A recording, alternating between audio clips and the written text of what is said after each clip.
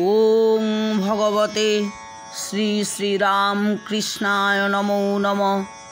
শ্রী শ্রীরামকৃষ্ণ শ্রীমার চরণে শতকোটি প্রণাম জানিয়ে শতরূপে সারদা বইটির পরবর্তী অংশ আমি পাঠ করছি। কথামৃতের পরবর্তী অংশ আজকে আমার পাঠের বিষয়বস্তু।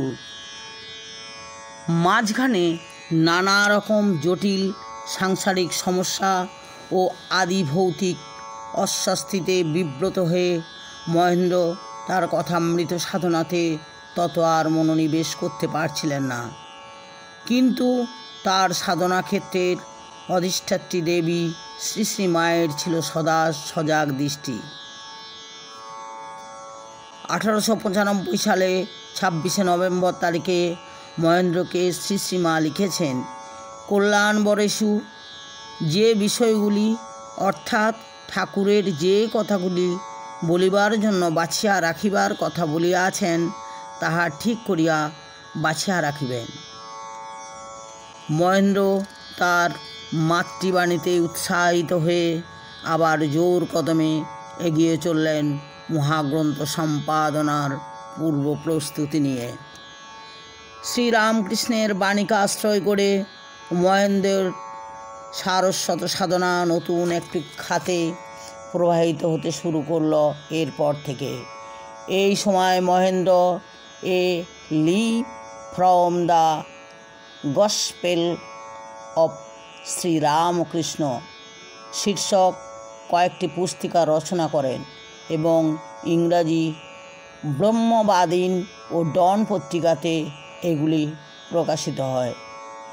এগুলি পাঠ করে মুগ্ধ হয়ে স্বামী বিবেকানন্দ মাস্টারমশাইকে অভিনন্দন জানিয়ে একটি চিঠিতে লিখেছেন, এই বিরাট কাজ আপনার জন্যই পড়েছিল, তিনি নিশ্চয়ই আপনার সঙ্গে আছেন। রামকৃষ্ণ মিশন অ্যাসোসিয়েশনের সাপ্তাহিক আসরে মহেন্দ্র ইংরাজিতে ও বাংলার কথামৃত পাঠ করে শোনালেন। প্রশংসায় পুষ্পবৃষ্টি লেখক মহেন্দ্রকে অভিভূত করল, কিন্তু নিন্দার কণ্টক পথ চলতে গিয়ে তার পা দুখানিতে ক্ষতবিক্ষত করে তুলল। সহৃদয় সংবেদনশীল মহেন্দ্র পুনর্বার দ্বিধাকুণ্ঠার ঘুরে পড়লেন। জয়রামবাটিতে শ্রী শ্রী মায়ের কাছে সব কিছু নিবেদন করে চিঠি লিখলেন। 1897 খ্রিস্টাব্দের 4 জুলাই তারিখে শ্রী শ্রী মা মহেন্দ্রকে আশ্বস্ত করে লিখলেন, বাবা জীবন, তাহার নিকট যাহা শুনিয়াছিলে সে কথাই সত্য, ইহাতে তোমার কোনো ভয় নাই। তিনি শ্রীমায়ের এই আশীর্বাদ বজ্র ধারণ করে মহেন্দ্র সন্দেহ দ্বিধার কুয়াশা ভেদ করে এগিয়ে চললেন। তিনি শ্রীম ছদ্মনামে শ্রীরামকৃষ্ণ কথামৃত, তত্ত্বমঞ্জরি, উদ্বোধন, বামাবোধিনী প্রভৃতি পত্রিকায় প্রকাশ করতে থাকেন।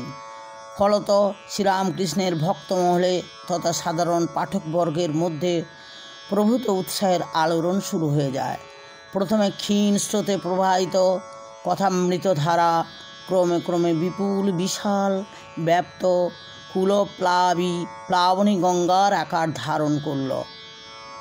পবিত্র এই ভাব গঙ্গা থেকেই অমৃত সংগ্রহ করলেন উদ্বোধনের প্রকাশক স্বামী ত্রিগুণাতীতানন্দ।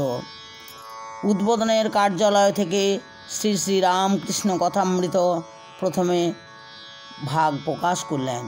সেদিন ছিল শ্রী শ্রী ঠাকুরের জন্মতিথি 11ই মার্চ 1902। উৎসর্গপত্রে শ্রীম লিখলেন, মা ঠাকুরের জন্ম মহোৎসব উপস্থিত। এই আনন্দের দিনে আমাদের এই নৈবেদ্য গ্রহণ করুন। শ্রী শ্রী কথামৃত এই নতুন নৈবেদ্য। ছোটোখাটো নৈবেদ্যগুলি হচ্ছে 4 কথামৃতের বিবিধ সংস্করণ।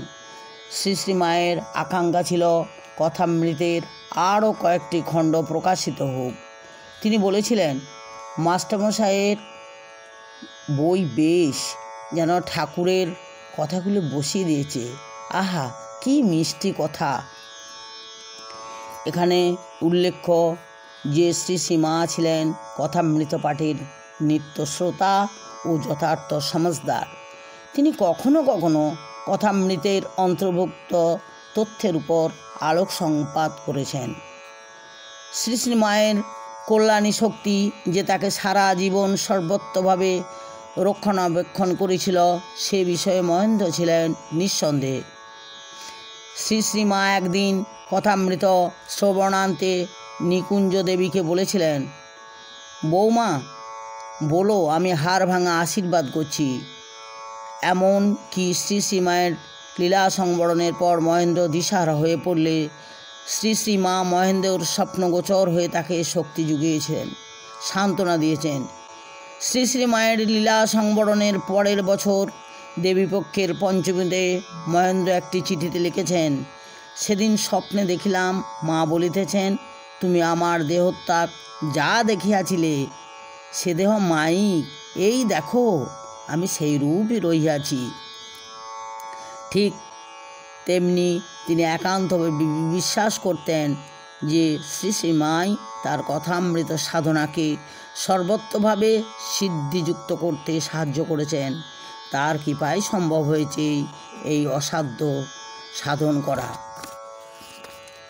শ্রীম কথামৃত রচনায় রয়েছে একটি গাম্ভীর্য, পেলবতা ও মেজাজ, যা মনে করিয়ে দেয় সেই জয়রামবাটির কুল ঘেঁষে বয়ে যাওয়া স্নিগ্ধ সুন্দর সহজ সচ্ছল আমোদর নদকে। ততদিক মনে করিয়ে দেয় জয়রামবাটি পল্লীতে শ্রী শ্রীমায়ের শান্ত মধুর পরিপাটি অথচ উর্ধ্বাঙ্গী জীবনচর্চা।